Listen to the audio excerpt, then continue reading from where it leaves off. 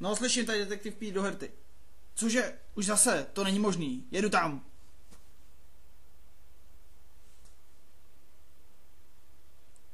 Čau, Franci. Ahoj, Peter. Máme tady další vraždu. O co jde? Koukni se na zem. To není jen tak. Do prdele. Nemáš podezření, kdo by takový svinstvo mohl. Ty vole, nevím. Půjdem smáčknout pár práskačů, ale myslím, že by v tom mohl být nadmočený špinavý Joe.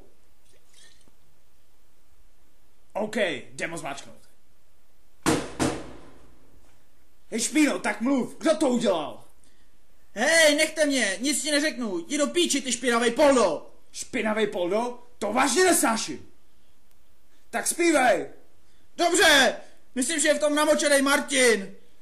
OK, Pete, myslím, že budeme muset navštívit Martina. Dobře, jdeme za Martinem. Nesnáším tyhle ty práskačský krysy. Gonna fuck your shit, gonna fuck your shit, gonna fuck your shit. Martine, zpívej. Co víš o té vraždě na předměstí? Co kurva? Tak hele, ty malá sračko. Co o tom víš? Ty svině.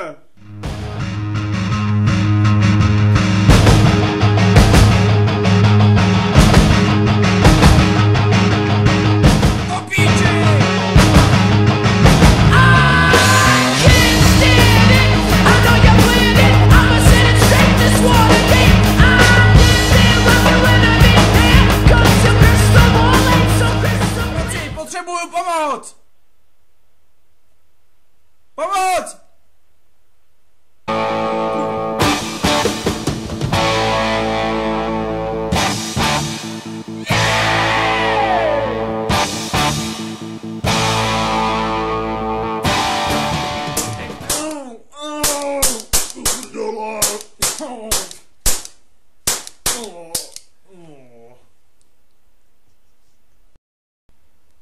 Tak to jsme zvládli, kámo. Ten už se jen tak neprobere. Kámo? Co prdele? Koupil jsem to. Bože, ne. No tak pijte.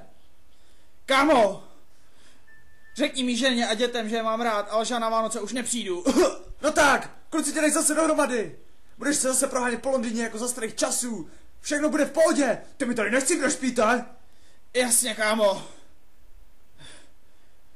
Víš ty hodinky, jak se ti hrozně líbily. Jsou tvoje.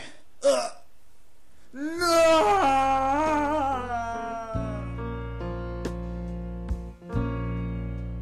Just a perfect day. Drink sangria in the park.